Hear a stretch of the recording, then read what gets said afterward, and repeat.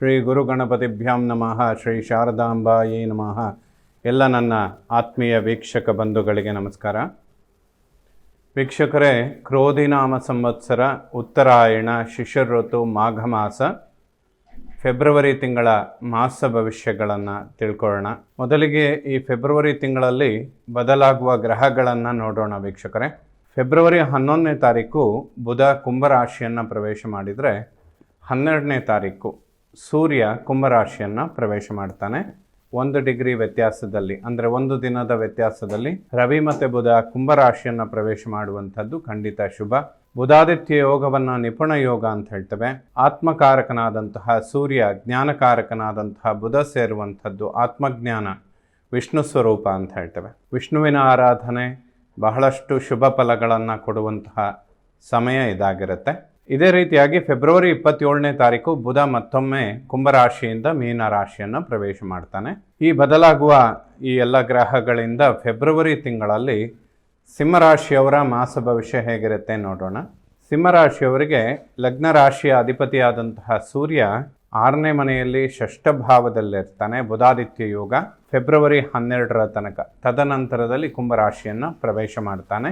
ಆರೋಗ್ಯದ ವಿಚಾರಗಳಿಗೆ ಸಿಂಹರಾಶಿಯವರಿಗೆ ಯಾವುದೇ ಹೆಚ್ಚಿನ ಸಮಸ್ಯೆಗಳಾಗೋದಿಲ್ಲ. ಶನಿ ಪ್ರಭಾವ ಅನ್ನುವಂಥದ್ದು ರಾಶಿ ಮೇಲೆ ಇರುವುದರಿಂದ ಸ್ವಲ್ಪ ಸ್ನಾಯುಗಳು ಮತ್ತು ನರಗಳಿಗೆ ಸಂಬಂಧಪಡುವಂಥ ಆರೋಗ್ಯದ ವಿಚಾರಗಳು ಹೆಚ್ಚಿನದಾಗಿ ಸಂಬಂಧಪಡುವಂಥದ್ದಿರುತ್ತೆ. ಶುಕ್ರ ಉಚ್ಚ ಕ್ಷೇತ್ರದಲ್ಲಿದ್ದು ರಾಹುಗ್ರಸ್ತನಾಗ್ತಾನೆ. ಅದು ಸಿಂಹರಾಶಿಯವರಿಗೆ ಅಷ್ಟಮ ಆಗುತ್ತೆ. ಸೊ ಹಾಗಾಗಿ ಆರೋಗ್ಯದ ವಿಚಾರದಲ್ಲಿ ಸಣ್ಣ ಪುಟ್ಟ ವ್ಯತ್ಯಾಸಗಳಿಗಾಗಿ ಆಂಜನೇಯ ಮತ್ತು ಈಶ್ವರ ಅಥವಾ ರಾಮನ ಆರಾಧನೆ ಮಾಡುವಂಥದ್ದು ಸೂಕ್ತ. ಈ ಫೆಬ್ರವರಿ ತಿಂಗಳಲ್ಲಿ ವಿಶೇಷವಾಗಿ ದುರ್ಗಾ ಪರಮೇಶ್ವರಿಯ ದರ್ಶನ ಮಾಡಿದರೆ ಖಂಡಿತ ಶುಭವಾಗುತ್ತೆ. ಕುಟುಂಬ ವಾಕ್ಸ್ಥಾನಾಧಿಪತಿಯಾದಂತಹ ಬುಧ ಸಪ್ತಮದಲ್ಲಿರ್ತಾನೆ. ಬುಧಾದಿತ್ಯ ಯೋಗ ಕುಟುಂಬದಲ್ಲಿ ನೆಮ್ಮದಿ ಇಂಥದ್ದನ್ನೆಲ್ಲ ಕಾಣೋದಕ್ಕೆ ಸಾಧ್ಯ. ಏಕೆಂದರೆ ಗುರುದೃಷ್ಟಿ ಕೂಡ ಕುಟುಂಬ ಸ್ಥಾನದ ಮೇಲೆ ಬೀಳ್ತಾ ಇರುತ್ತೆ. ಕುಜನು ಕೂಡ ಏಕಾದಶದಿಂದ ಕುಟುಂಬ ವಾಕ್ಸ್ಥಾನವನ್ನು ನೋಡ್ತಾನೆ. ಅಲ್ಲಿ ಕೇತುವಿನ ಸಂಚಾರ. ಅಲ್ಲಿಗೆ ಆಲ್ಮೋಸ್ಟ್ 3-4 ಗ್ರಹಗಳು ಕುಟುಂಬ ಮತ್ತು ವಾಕ್ಸ್ಥಾನವನ್ನು ನೋಡ್ತಾರೆ. ಸ್ವಲ್ಪ ವಾಕ್ಯಗಳು ಶಾರ್ಪ್ ಆಗಿರುತ್ತೆ. ಸಮ್ಟೈಮ್ಸ್ ನಿಷ್ಠೂರಗಳನ್ನು ಸೃಷ್ಟಿ ಮಾಡುತ್ತೆ. ಕುಜವತ್ ಕೇತು ಅಂತ ಹೇಳ್ತೇವೆ. 2 ಕೈಯಲ್ಲೂ ಶಸ್ತ್ರವನ್ನು ಹಿಡಿದಂತಹ ಗ್ರಹಗಳು ಅಂತ ಹೇಳಿದರೆ ಕುಜ ಮತ್ತು ಕೇತು. ಅವರಿಬ್ಬರು ವಾಕ್ಸ್ಥಾನಕ್ಕೆ ಸಂಬಂಧಪಡುವುದರಿಂದ ವಾಕ್ಯಗಳು ಸ್ವಲ್ಪ ಶಾರ್ಪ್ ಆಗಿರುತ್ತೆ. ಒಳ್ಳೇದು ಹೇಳಿದರೂ ಕೂಡ ಸ್ವಲ್ಪ ನಿಷ್ಠುರಗಳಾಗುತ್ತೆ. ಇದನ್ನು ಗಮನಿಸ್ಕೊಳ್ಬೇಕು. ಶುಕ್ರ ಅಷ್ಟಮದಲ್ಲಿ ಉಚ್ಚನಾಗಿದ್ದು ಧನಸ್ಥಾನವನ್ನು ನೋಡಿದರೆ ಧನಾಗಮನವೂ ಆಗುತ್ತೆ, ಧನ ವ್ಯಯ ಕೂಡ ಆಗುತ್ತೆ. 2 ಕೂಡ 50-50 ಬ್ಯಾಲೆನ್ಸಿಂಗ್ ಸ್ಟೇಜಲ್ಲಿರುತ್ತೆ. ಸಿಂಹರಾಶಿಯವರು ಯಾವುದೇ ಇನ್ವೆಸ್ಟ್ಮೆಂಟ್ಗಳನ್ನು ಮಾಡುವಂಥದ್ದಿದ್ದರೆ ಈ ಸಮಯಗಳಲ್ಲಿ ಮಾಡಿಕೊಳ್ಬೋದು.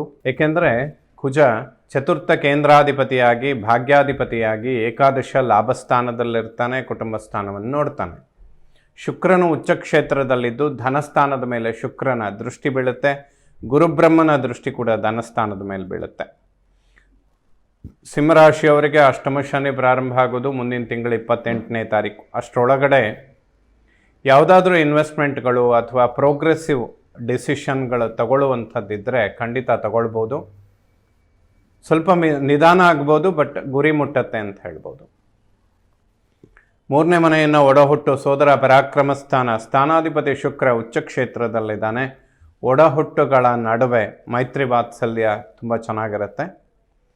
ಯಾವುದಾದ್ರೂ ಬ್ಯಾಂಕ್ ಲೋನ್ ಅಥವಾ ಹಣಕಾಸಿನ ನಿರೀಕ್ಷೆಗಳಿದ್ದರೆ ಖಂಡಿತ ಹುಸಿಯಾಗೋದಿಲ್ಲ. ನಿರೀಕ್ಷೆಗಳು ಫಲಿಸುತ್ತೆ ಅಂತ ಹೇಳ್ಬೋದು.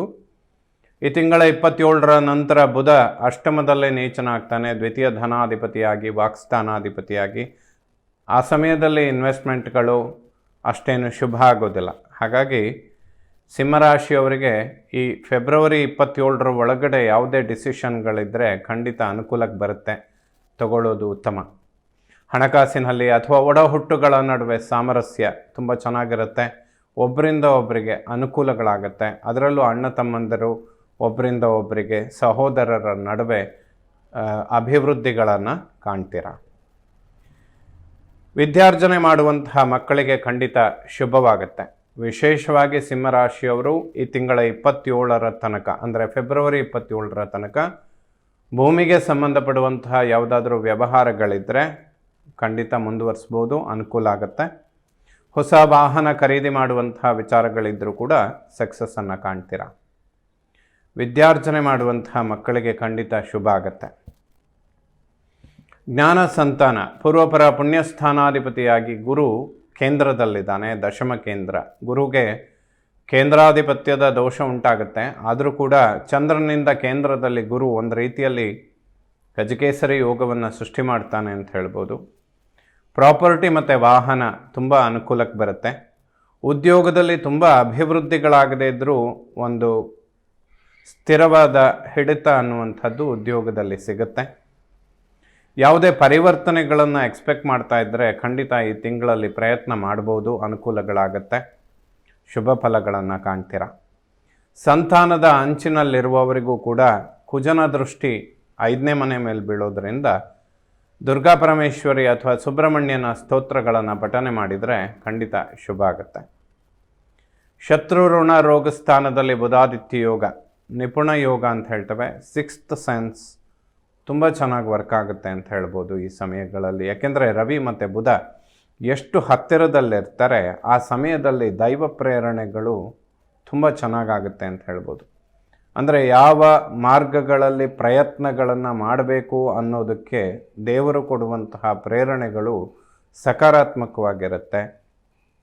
ಇದರಿಂದ ಪ್ರತಿಫಲಗಳನ್ನು ಖಂಡಿತ ಪಡಿಬೋದು. ಹಾಗಾಗಿ ಷಷ್ಠದಲ್ಲಿ ಬುಧಾದಿತ್ಯ ಯೋಗ, ಫೆಬ್ರವರಿ 12ರ ನಂತರ ಸಪ್ತಮದಲ್ಲಿ ಬುಧಾದಿತ್ಯ ಯೋಗ ಆಗುತ್ತೆ. ಇದೆರಡೂ ಕೂಡ ಸಿಂಹರಾಶಿಯವರಿಗೆ ಒಳ್ಳೆಯದು, ಖಂಡಿತ ಶುಭವಾಗುತ್ತೆ. ಯಾವುದೇ ಡಿಸಿಷನ್ಗಳಿದ್ದರೂ ಕೂಡ ಜನವರಿ 21ರ ತನಕ ಏನೆಲ್ಲ ಸಿಂಹರಾಶಿಯವರಿಗೆ ಹಿನ್ನಡೆ ಆಗಿತ್ತೋ ಅದೆಲ್ಲ ಈಗೊಂದು 2 ತಿಂಗಳು ತುಂಬ ಫಾಸ್ಟಾಗಿ ಪ್ರೋಗ್ರೆಸ್ ಕಡೆ ಹೋಗುತ್ತೆ. ಪ್ರಯತ್ನಗಳನ್ನು ಹೆಚ್ಚಿಸ್ಕೊಳ್ಬೇಕು. ಫೆಬ್ರವರಿ 27ರ ಒಳಗಡೆ ಯಾವುದೇ ಹಣಕಾಸಿನ ವ್ಯವಹಾರಗಳು ಬರುವಂಥದ್ದು ಅಥವಾ ಕೊಡುವಂಥದ್ದಿದ್ದರೆ ಈ ಸಮಯಗಳಲ್ಲಿ ಮಾಡಿಕೊಳ್ಳೋದು ಖಂಡಿತ ಒಳ್ಳೆಯದಾಗುತ್ತೆ. ಈ ನಿಟ್ಟಿನಲ್ಲಿ ಹೆಚ್ಚಿನ ಪ್ರಯತ್ನಗಳನ್ನು ಸಿಂಹರಾಶಿಯವರು ಖಂಡಿತವಾಗ್ಲೂ ಮಾಡಬೇಕಾಗತ್ತೆ. ಮಾಂಗಲ್ಯ, ವಿವಾಹ, ದಾಂಪತ್ಯ, ಸಪ್ತಮ ಭಾವದ ಮೇಲೆ ರವಿ, ಶನಿ ಮತ್ತು ಬುಧ 3 ಗ್ರಹಗಳ ಸಂಚಾರ ಆಗ್ತಾ ಇರುತ್ತೆ. ಸಿಂಹರಾಶಿಯವರಿಗೆ ಗುರುಬಲ ಇಲ್ಲದ ಕಾರಣ ಕೌಟುಂಬಿಕ ಅಥವಾ ದಾಂಪತ್ಯ ಜೀವನ, ವಿವಾಹದ ಅಂಚಿನಲ್ಲಿರುವವರಿಗೆ ಅಷ್ಟೇನೂ ಅನುಕೂಲದ ಸ್ಥಿತಿಗಳಿರೋದಿಲ್ಲ.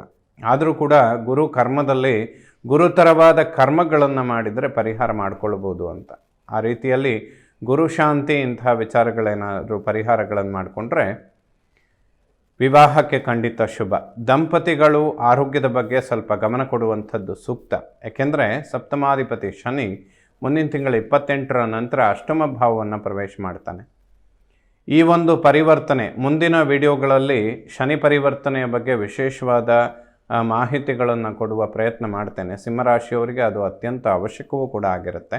ಏಕೆಂದರೆ ದಂಪತಿಗಳ ನಡುವೆ ಆರೋಗ್ಯದ ವಿಚಾರಗಳಿಗೆ ಅದು ನೇರವಾಗಿ ಸಂಬಂಧಪಡೋದ್ರಿಂದ ಅದರ ಬಗ್ಗೆ ಹೆಚ್ಚಿನ ಪರಿಹಾರ ಮತ್ತು ಮಾರ್ಗದರ್ಶನಗಳನ್ನು ತೆಗೆದುಕೊಳ್ಳುವಂಥದ್ದು ಸೂಕ್ತವಾಗುತ್ತೆ.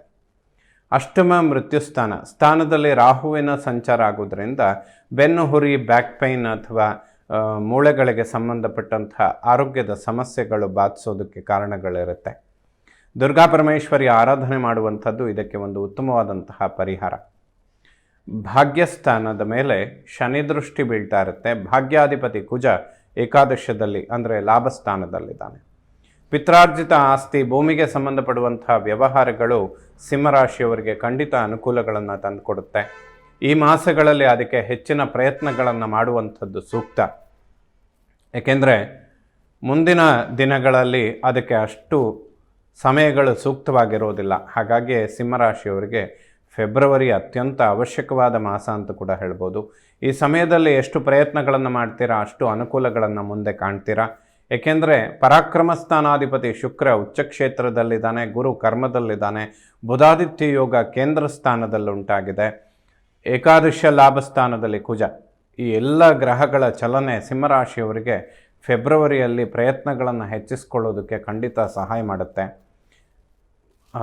ತ್ವರಿತವಾಗಿ ಪ್ರತಿಫಲಗಳನ್ನು ಕಾಣದೇ ಇದ್ದರೂ ಕೂಡ ಈ ಮಾಸದಲ್ಲಿ ಮಾಡಿದಂತಹ ಪ್ರಯತ್ನಗಳು ಮುಂಬರುವಂತಹ ದಿನಗಳಲ್ಲಿ ಅನುಕೂಲಗಳನ್ನು ಖಂಡಿತವಾಗಲೂ ತಂದುಕೊಡುತ್ತೆ. ಅದರಲ್ಲೂ ಕೂಡ ಪಿತ್ರಾರ್ಜಿತ ಆಸ್ತಿ, ಭೂಮಿಗೆ ಸಂಬಂಧಪಟ್ಟಂತಹ ಪ್ರಾಪರ್ಟಿಗಳ ವಿಚಾರಗಳು ಅನುಕೂಲಕ್ಕೆ ಬರುತ್ತೆ.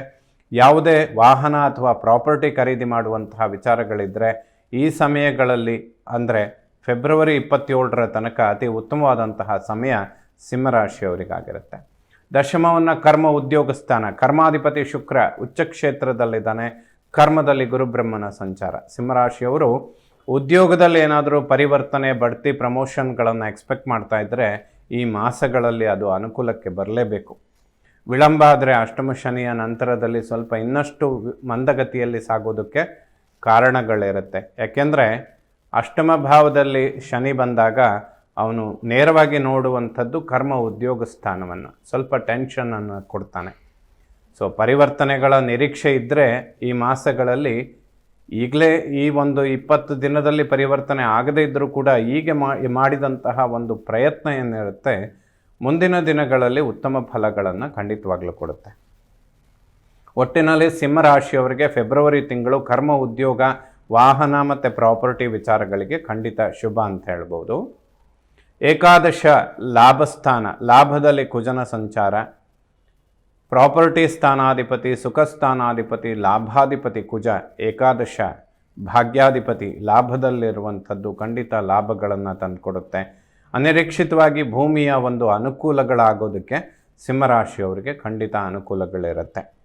ವ್ಯಯಭಾವವನ್ನು ಮೋಕ್ಷ ಸ್ಥಾನ, ಯಾವಾಗ ಗುರು ಕರ್ಮದಲ್ಲಿರ್ತಾನೆ ಗುರುತರವಾದ ಕರ್ಮಗಳನ್ನು ಮಾಡಿದರೆ ಪುಣ್ಯ ಸಂಪಾದನೆ ಮಾಡೋದಕ್ಕೆ ಖಂಡಿತ ಶುಭ ಸಮಯ. ಸೊ ಏನೆಲ್ಲ ಪರಿಹಾರಗಳನ್ನು ಅಥವಾ ದೇವತಾ ಕಾರ್ಯಗಳನ್ನು, ಪುಣ್ಯದ ಕೆಲಸಗಳನ್ನು ಈ ಸಮಯಗಳಲ್ಲಿ ಮಾಡ್ತೀರಾ, ಇದು ಮುಂದೆ ಬರುವಂತಹ ದಿನಗಳಲ್ಲಿ ಅಂದರೆ ಅಷ್ಟಮ ಶನಿಯ ಪ್ರಭಾವಗಳನ್ನು ಕಡಿಮೆ ಮಾಡಿಕೊಳ್ಳೋದಕ್ಕೆ ಸಾಧ್ಯವಾಗುತ್ತೆ.